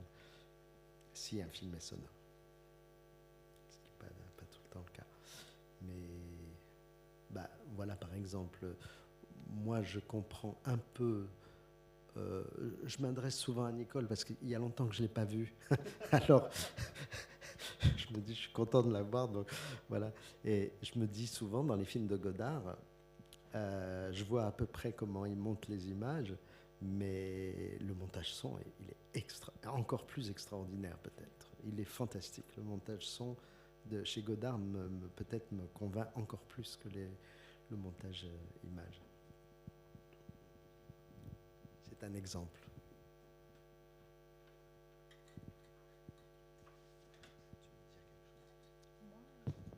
Non, mais j'ai trouvé très beau qu'il y avait beaucoup de son dans votre présentation. Déjà les sismographes qui évoquent quelque chose de magnifique, non? Quand on tremble, ce qui est vivre. Si on ne tremble pas, est-ce qu'on est vraiment vivant face à ce qu'on voit? Mais c'est un waveform audio, le sismographe, c'est sûr que on entend un film souvent avant de voir. Ça dépend des films, mais ou vice-versa. Mais les deux vont ensemble et peuvent être tout seuls. Et puis, mais bon, c'est très bien. Moi, quand j'étais à l'école, on faisait souvent des exercices de écouter les films et pas les voir. Et c'est magnifique, il faut le faire. Apocalypse Now, c'était un des exercices et qui épatait parce que tout le début est des couches de sang et l'hélicoptère et vice-versa aussi, de voir sans le sang. Et là, on peut imaginer beaucoup de choses. Donc, j'ai pas plus ça. Mais je crois que pour Godard, il y a une édition de CD, de ECM, hein, de ces films, hein, purement audio. C'est Histoire du cinéma, oui, c'est ça. Du coup, j'ai plus de temps.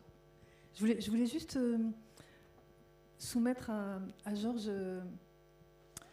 un exemple qui est celui d'un cinéaste trop peu connu, polonais, qui s'appelle Edward Deloro. Enfin, son vrai nom, c'était Edward Lodansky.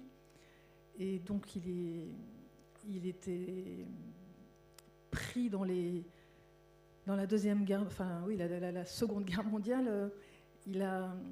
Donc, il était à Varsovie, lieutenant, je crois, et dans la résistance polonaise, bien sûr.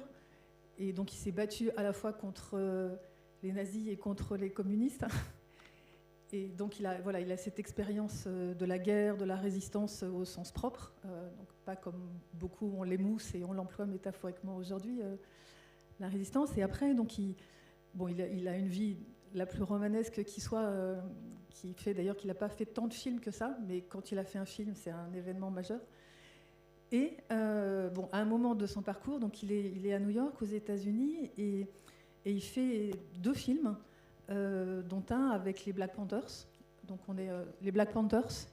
Donc on est au début des années 60, en 64. Il fonde un des premiers collectifs de l'histoire du cinéma après la guerre. Donc comme il y en aura après beaucoup en 68, mais lui il le fait dès 64. Et pourquoi je te parle de lui ? Pourquoi je vous parle de lui ? Parce que donc lui il savait ce que c'était la guerre, la souffrance, la destruction. Varsovie, c'est un des cas de catastrophes les plus intenses et épouvantables du XXe siècle, qui en est pourtant riche. Et donc lui, en tant que cinéaste, il s'était évidemment beaucoup posé la question de l'utilité, de la puissance, de l'efficacité des images. Et il y avait répondu, entre autres, par cette proposition à laquelle j'ai pensé en écoutant ta question et ta distinction sur les devins et les prophètes. Il disait, le cinéma, si ça sert à quelque chose, c'est à déceler les germes d'un devenir dans le présent, et particulièrement quand le présent est totalement hostile.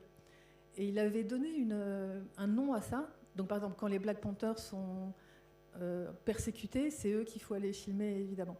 Et voilà. Donc, c'est un exemple parmi d'autres.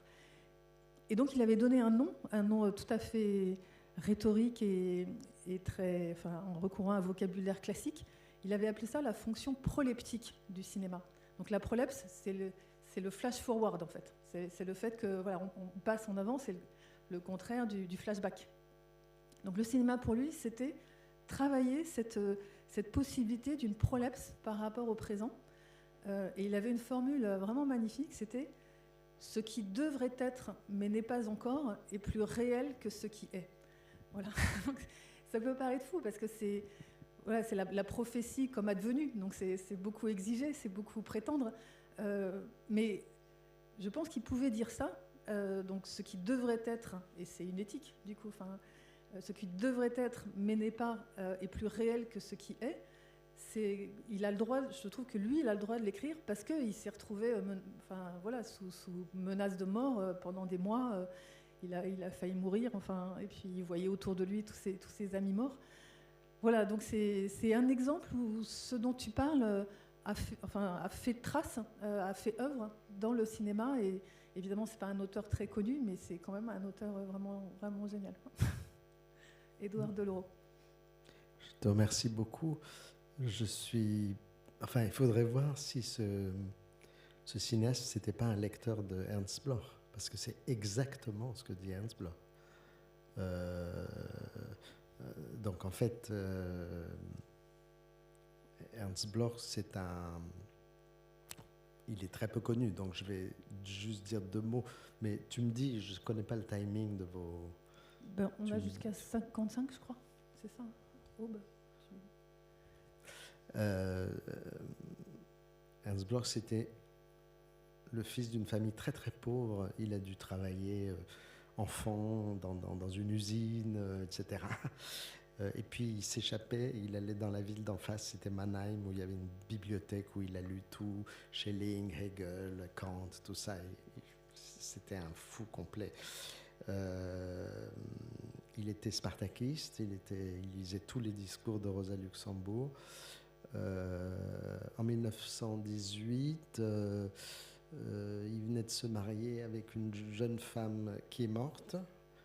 Et tous ses espoirs politiques étaient réduits à néant en 1919 avec la répression du mouvement spartakiste. Et c'est là qu'il a publié ce livre qui s'intitule « L'esprit de l'utopie ». C'est-à-dire qu'au moment où c'était le pire, où il y avait vraiment tout était foutu, il explique que la seule chose qui compte, c'est l'utopie, c'est l'imagination politique d'un futur. Et c'est là qu'il dit, donc je vais pouvoir donner un exemple sur la sonorité, parce que c'est un livre incroyable. C'est un livre qui commence sur des questions très philosophico-métaphysiques, enfin très philosophiques. Le dernier chapitre, c'est vraiment de l'apocalyptique marxiste. C'est un livre marxiste, c'est un livre vraiment... Et au milieu, c'est un énorme chapitre sur la musique. C'est pour vous. Donc, où il dit, alors Beethoven, en particulier Beethoven, où il dit, le côté révolutionnaire chez Beethoven, où il dit que, en fait, il a 1000 formules, mais fascinantes, mais ça revient à tout ce que tu as dit là. Il faut d'abord se souvenir de ce qui reste à faire. C'est génial. La première chose, ce qu'il faut intégrer à notre souvenir, c'est ce qui reste à faire. C'est-à-dire ce qui n'a pas été, ce qui a été non réalisé chez Rosa Luxembourg, par exemple. Mais ce n'est pas un échec, c'est juste que ça n'a pas été réalisé. Donc c'est ça qui est en puissance. Et voilà. Donc ça revient à une politique, on pourrait dire utopique, hein. Ernst Bloch, c'est le philosophe de l'utopie, utopique et prophétique. Alors si on veut affiner, mais bon là on n'a pas le temps, mais si on veut affiner, c'est très différent des philosophies, je dirais théologico-politiques, style Badiou, Agamben, etc., qui situent les choses à un niveau... voilà, c'est très différent, mais bon, bref. L'espérance politique, au milieu de tout ce qu'on vit là en ce moment, qui est absolument horrible, trouver le point où on va imaginer, on va faire acte d'imagination théorique, esthétique, politique, etc. La grande question, c'est de savoir utiliser son imagination. Et l'imagination a été extrêmement désavouée, délégitimée par toute une tradition philosophique qui persiste encore aujourd'hui, hein, bien sûr. Voilà. Tu n'as pas beaucoup parlé. Non, mais dans cette idée de se souvenir de ce qui reste à faire ou de ce qui est à venir, j'ai l'impression que quelque chose qu'on retrouve progressivement quand on arrive à commencer à comprendre quelles images nous on est en mesure de faire en étant la personne qu'on est, et notamment dans des questionnements politiques, ça passe par la joie en fait. Enfin, la question de la joie comme moteur aussi, qui n'enlève pas toute la gravité des questionnements fondamentaux qui sans cesse nous tiraillent, etc. Mais qu'en fait, il y a un moment, et ça rejoint aussi cette idée de passer par le sensible. Et pourquoi est-ce qu'on devient, enfin, pourquoi ils deviennent fous, pourquoi le devenir fou aussi, c'est qu'à un moment, il y a une sorte aussi on est débordé en fait par le geste qu'on est en train de produire, parfois, dans les moments de tournage, entre guillemets. Et dans ces moments-là, en fait, il y a quelque chose de la joie, mais qui nous dépasse complètement. Et voilà, je ne sais pas trop pourquoi je dis ça, mais ça me fait penser à ça, dans l'idée que c'est aussi un moteur, quoi. Aussi pour sortir de l'intellect et d'engager son corps et son caractère sensible, quoi. Voilà, c'est un peu... Moi, des choses que j'ai retrouvées en sortant de l'école, par exemple. Mais donc... Ce que je retiens dans ce que tu dis, c'est le mot joie. C'est absolument fondamental, hein. Y compris sur le plan de... justement, ce que j'essaie de réfléchir en ce moment, c'est comment développer une philosophie critique, ou bien par exemple, Goya, pour moi, c'est un... D'ailleurs, Goya a écrit un texte anonyme, mais on sait que c'est Goya, où il présente ses gravures, et il dit très clairement, c'est la même année que Kant, il dit, moi je fais des images pour critiquer. Mais la fonction de mes images, c'est une fonction critique. Donc, comment critiquer avec de la joie? Voilà. C'est aussi pour ça que j'aime beaucoup Deleuze, parce que c'est un philosophe qui rigole, quoi, qui est joyeux. Ou Foucault, ce sont des gens joyeux. Et la joie, c'est fondamental, parce que c'est la façon, alors là aussi, lire un peu Spinoza, c'est magnifique, hein. Spinoza qui vous explique que les passions tristes sont des passions qui vous enlèvent votre puissance. Et que la joie, c'est toujours un surplus de puissance. Donc, trouver la joie au milieu de je suis d'accord, hein, de ce chaos, de cet enfer, de tout ce que vous voudrez, mais éviter les passions tristes. Et voilà, j'ai participé il y a 1 an, je crois, à un essai filmique d'un Brésilien qui faisait un dialogue entre moi et Suelni Rolnik. C'est une psychanalyste qui a beaucoup travaillé avec Guattari et Deleuze. Elle était à São Paulo, moi j'étais à Paris, donc c'est un montage. Et le thème, c'est la joie publique. Qu'est-ce qu'une joie publique? C'est un très beau sujet, très difficile, mais très beau sujet, la joie publique. Mais ça, c'est notre...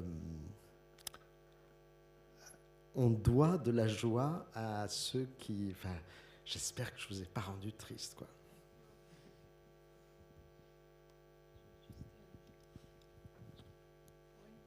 Avant que tu dis joie publique, j'allais commenter que la joie, c'est quelque chose qu'on ne vit pas tout seul, je pense. Et donc, hier, j'étais, juste pour faire une anecdote, à Aubervilliers, et j'attendais que s'ouvre la salle pour aller voir Zingaro avec ma fille. Et on avait du temps, donc on se met par un couloir je ne savais pas ce qu'il y avait. Il y a le fort d'Aubervilliers, il y avait une fête de danse créole, et toute la communauté créole qui s'est retrouvée là à faire des danses qui m'a totalement transportée au fait des esclaves qui étaient en résistance et qui dansaient et ça c'est des choses sur le chemin littéralement qui ouvrent le chemin et qui renvoient à cette joie aussi et qui est profondément triste et aussi en colère, mais qui passe par les corps aussi comme ça. Et moi, je ne connais pas vos livres sur la danse, mais Nicole a mentionné quelque chose, donc je vais aller chercher parce que j'ai lu beaucoup de ton travail, mais surtout l'image, et là sur le langage, mais sur la danse aussi, qui est un acte de résistance totale, qu'on a vu en Iran aussi avec les femmes. Pour moi, la magie... Alors, tu vois, j'essaie d'avancer vers ta question, je me sens coupable de ne pas avoir... Mais la magie des musiques blues, chant profond andalou, rebético grec, fado... la magie de ces musiques, c'est que les gens font la fête en parlant de leur tristesse. Mais ils font la fête, hein, totalement. Les gitans en Andalousie, c'est génial. Voilà, ça c'est très important. Faire faire de l'histoire des souffrances, parce que celui qui dit je souffre, enfin, à l'opéra, je souffre, c'est très narcissique, tandis que dans le blues, c'est pas le chanteur qui souffre, c'est tout un peuple qui, voilà. Et là, on s'amuse. C'est ça qui est magnifique. Bon, amusez-vous bien. Est-ce qu'il y a quelqu'un veut prendre la parole et donc le micro dans la salle?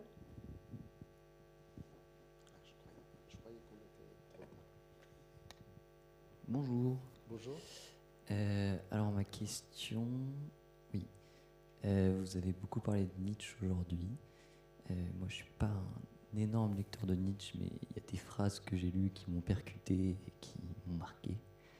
Notamment, il y en a une où il compare la société à un arbre, dans Le Gai Savoir, et où il compare du coup l'évolution de notre société en cycles, qui sont des saisons où les arbres meurent, vivent.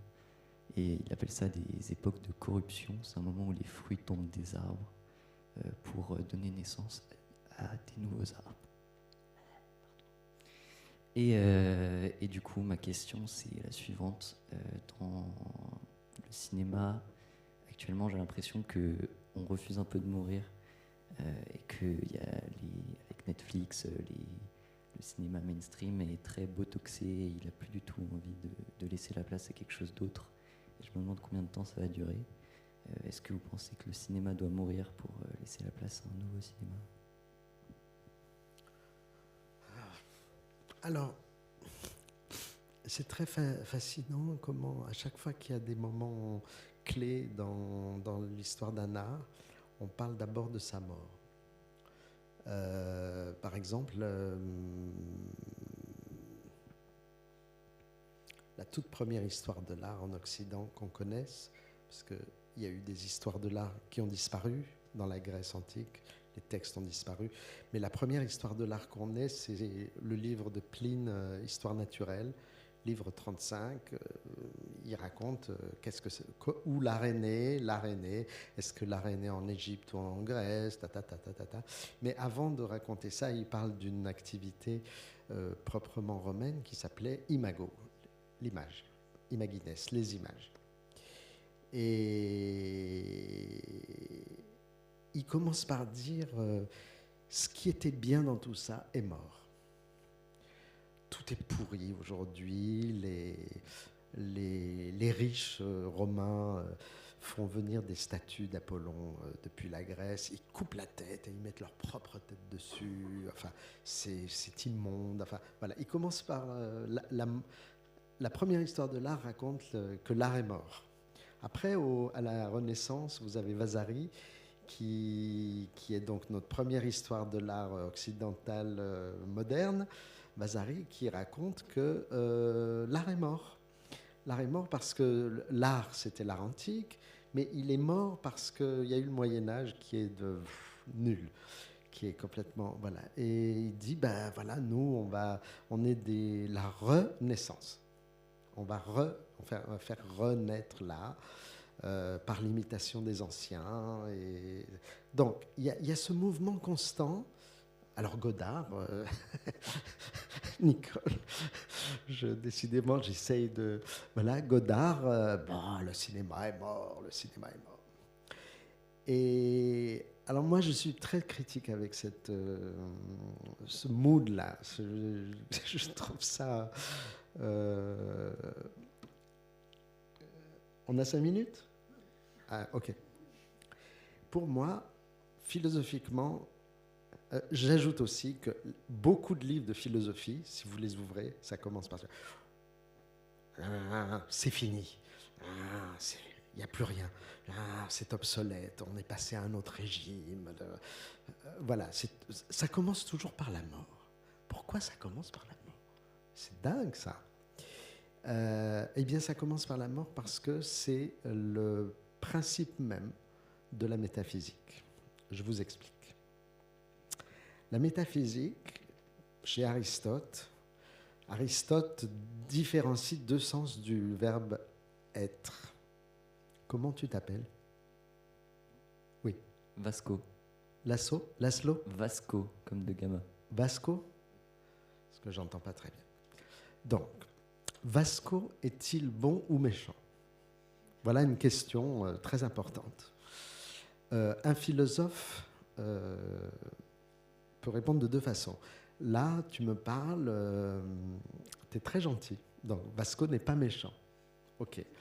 Maintenant, Vasco peut devenir à tout moment, tout à coup, il peut devenir méchant. Dans 20 ans, tu peux faire un truc dégoûtant, très méchant, etc. Et d'un point de vue philosophique, le verbe être de Vasco est-il bon ou méchant?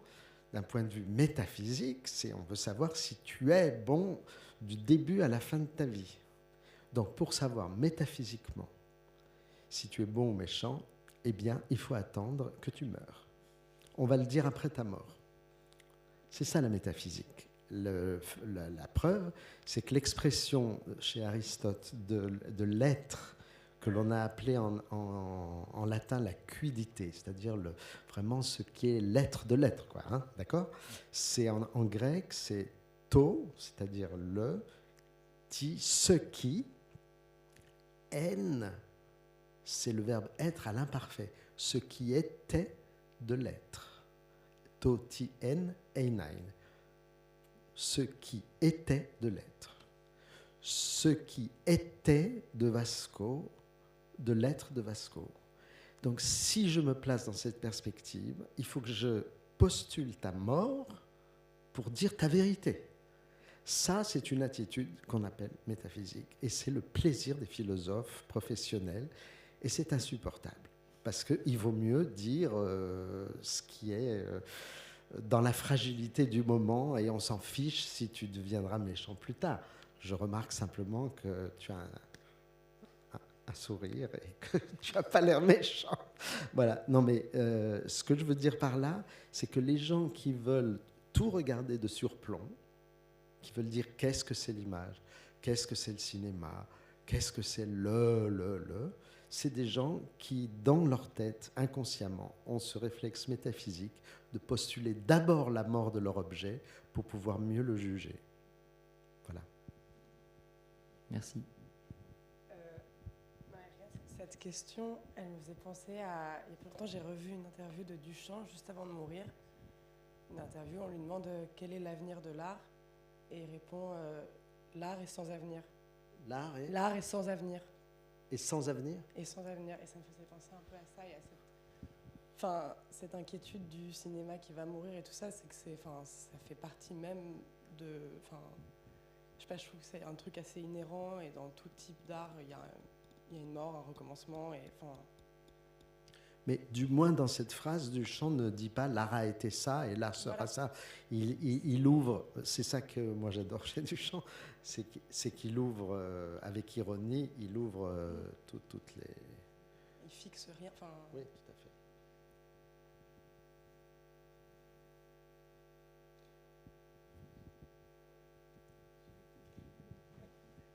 Est-ce que Vasco, j'ai répondu à ta question en fait? Plus ou moins, oui.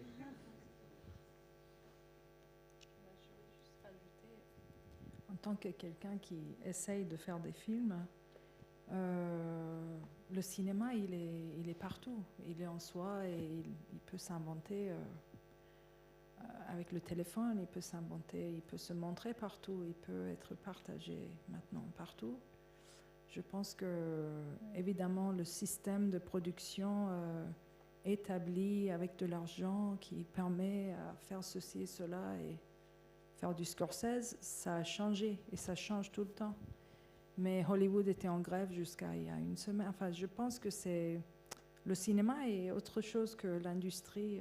Et c'est c'est très important de réfléchir à ça. Je pense que vous êtes dans un moment très privilégié de pouvoir réfléchir à tout type de cinéma.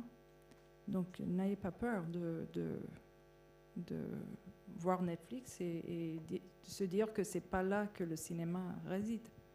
C'est pas Netflix qui a inventé ni qui va mettre la fin au cinéma.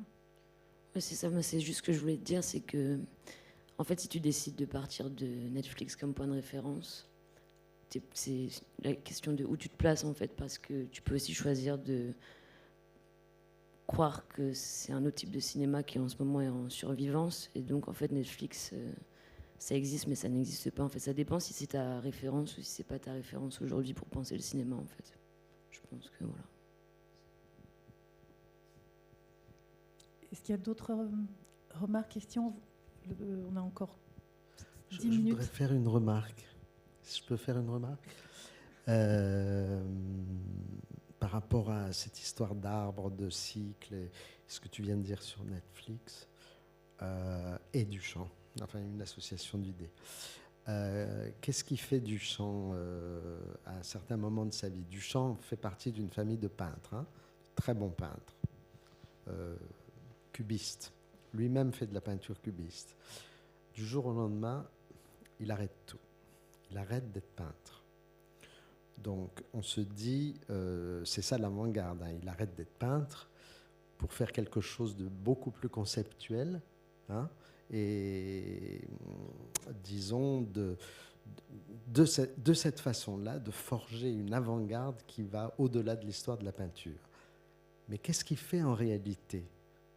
En réalité, il loue, alors qu'il n'a pas un rond, hein, il loue un atelier et il fait une grande œuvre en secret qui s'appelle Le Grand Verre, qui met, je ne sais pas combien, 15 ans à faire. Et c'est quoi cette œuvre? C'est du verre avec du plomb, de la peinture.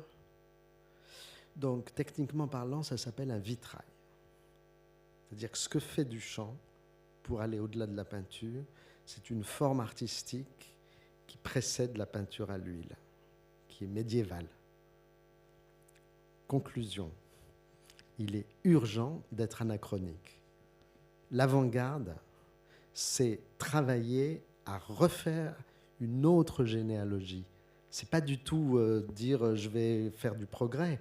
Non, c'est pour ça que je parle toujours de cette histoire de convoquer une mémoire pour se fabriquer une nouvelle généalogie. Donc, Netflix, on s'en fout. Netflix, c'est juste le présent, c'est rien du tout, quoi. C'est rien du tout.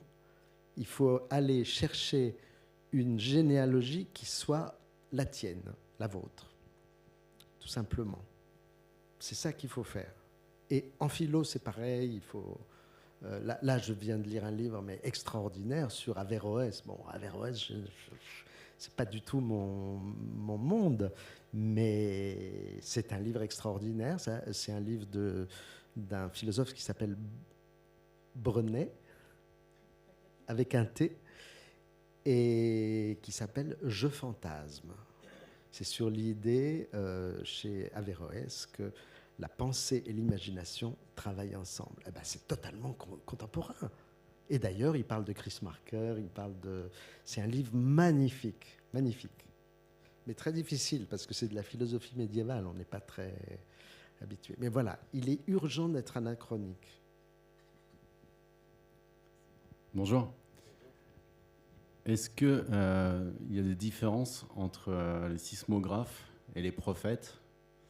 Et aussi, selon vous, pour nous redonner de la joie ou pas, est-ce que selon vous, aujourd'hui, il y a des sismographes ou des prophètes vivants, si c'est possible de les identifier de leur vivant? Alors, c'est sûr qu'il y en a, oui, bien sûr. Alors, la difficulté de reconnaître un prophète... Bon, est-ce qu'il y a des... Quelle est la différence entre un prophète et un sismographe? C'est une question très intéressante. Je pense que les prophètes ont été racontés par un seul corps d'auteurs, c'est ceux qui ont fait la Bible. Et le sismographe, c'est peut-être celui qui est son propre auteur. Le sismographe est une figure moderne du prophète, si vous voulez. Donc, Kafka est un sismographe. Il renouvelle la notion de prophète, mais ce n'est pas un autre qui dit Kafka est allé dans les rues crier dans... voilà, bon, ça c'est pour ta première question. Et la deuxième question, La deuxième question me semble à la fois une aporie et une évidence, c'est-à-dire, évidemment qu'il y en a. Simplement, il faut les trouver. C'était la minuscule critique, mais amoureuse, affectueuse, que j'avais adressée à Pasolini. C'est quand il disait « il n'y a plus de lucioles ». Et moi, je disais juste aussi parce que j'avais l'expérience qu'à Rome, il y en avait des lucioles des années après sa mort. Il y en avait encore, les lucioles survivaient. Mais ma critique affectueuse, c'était de dire, tu sais, Pasolini, tu as dit ça à un moment donné où toi-même, tu étais sous les projecteurs. Et toi qui avais si bien su te déplacer, Frioul, la banlieue de Rome, Naples, tout ça. Là, tu ne savais plus te déplacer, tu les trouvais plus, tes lucioles. Bon, nous sommes dans la position où on doit savoir où sont les prophètes, évidemment qu'il y en a. Si je réfléchissais, je te donnerais des noms ou quoi. Mais simplement, je te rappellerai quelque chose qui est très beau et qui est très fort dans la pensée de Benjamin. C'est la légende des 36 justes. La tradition juive a inventé une légende très belle qui est que dans le monde, il y a 36 justes qui portent toute la souffrance du monde sur leurs épaules. Mais ils ne le savent pas, et nous non plus, nous ne le savons pas. Ce sont des justes cachés. Et voilà, ça peut être n'importe qui. Ça peut être absolument n'importe qui. Et donc, les sismographes aujourd'hui, voilà, il faut les chercher, il faut les trouver. Enfin, je ne sais pas, moi, pour prendre un exemple sonore, tu vois, je cherche... Archichep, c'est un sismographe d'aujourd'hui, même s'il est vieux. Merci. Je crois qu'il faut qu'on s'arrête là-dessus. Je suis sûre qu'il y a plein de lucioles dans la salle. Merci à vous. Merci infiniment, Georges. Bravo.